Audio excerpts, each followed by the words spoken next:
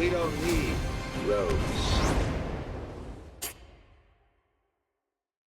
Mr. McQueen, it is an absolute honor to speak with you again, sir. I genuinely, as I do with all your films, love this. So seriously, thank you for taking the time. Well, thank you for inviting me.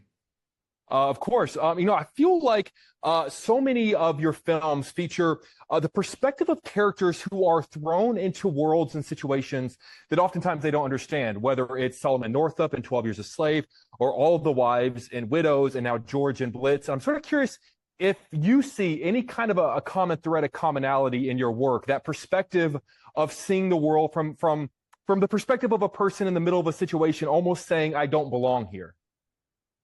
Well, I think it's one of those things that we all find ourselves in. I imagine you have, I don't belong here, but I'm here. How do I deal with it? So it's not uncommon to any of us. But at the same time, what I wanted to do with this particular film, with George as a child, was to refocus our eyes. Because with George in this film called Blitz, we see a 9-year-old child sort of in this war zone. And what it is, in some ways, is to refocus our adult eyes through his. Things that we deem as sort of, how can I say, arbitrary, we see again through his eyes. So it sort of resensitizes us to things which unfortunately we seem to sort of turn a blind eye to. It's kind of exciting to re-see things as they are rather than how we used to see them. Very much so, which is why one of the reasons I love this film. I want to talk about this picture, because I know that this picture was for you the entrance point into this story, asking yourself, who is this young man? What is his story? I'm sort of curious, as a filmmaker, as a storyteller, do all of your projects have a specific entrance point like this? Like for each of your films, could you pinpoint the moment you became interested, like you can with Blitz in this photo? No, that again, I think if you follow my footprints, if you follow my footsteps, you wouldn't. Everything happens very randomly. Right? This is one of those things which happened, and what it was it started off me being the war artist in 2003 and going to Basra and go in Iraq and being with the troops there. And then it was very strange because at that moment, being a civilian, we never, in this part of the world, we're never usually in a war zone. And I thought to myself, okay, what happens if this was going on in the UK at that time in 1940? And then coming across this image, I saw this image and I thought, my goodness, what's his story and where is he going? This kid on a railway platform waiting to be evacuated from war.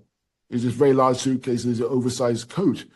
And I thought, okay, if I could make this picture through his eyes, and maybe one could sort of desensitize the situation and reevaluate an environment which we've all become very numb to.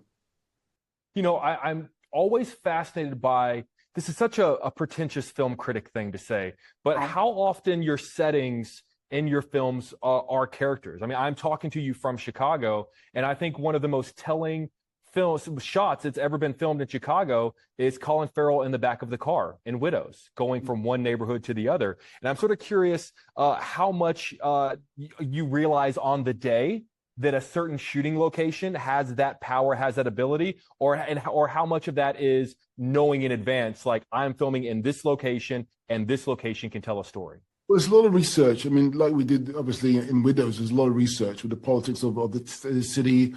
I mean, the first time I came to Chicago was the Democratic sort of convention, and I was doing a show at the Art Institute of Chicago. And my wife was a journalist. It was my girlfriend at the time. My wife was a journalist, and she went there. So it was the politics and art was my first sort of meeting point in Chicago. And with London and the Blitz, again, it's my immediate environment. I grew up in London, but I didn't understand as a child that you walk along the street of terrace houses and it's interrupted by a 50s looking building. And it continues, and you realize, okay, that's where a bomb exploded. So you have to understand the landscape before you could do anything like that, because obviously you wouldn't know that. And it was just interesting when you know the actual physical landscape of things, then you can actually put a narrative into it, similar to Colin Farrell's one in Chicago. Wow. Can I ask you just really quick, how many takes of that widow shot that you did? We did 3. We did 3 takes of that. Yeah. Wow.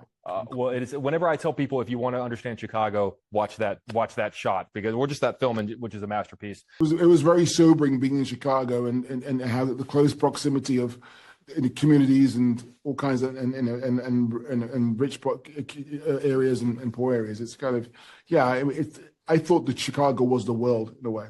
That's why we could do this film there. Mr. McQueen, it is always an honor to speak with you, sir. Thank you for continuing to deliver work that makes my job easy, because I have 10,000 more questions I wish I could have asked. But seriously, I always do appreciate your time, sir. Very kind. Thank you.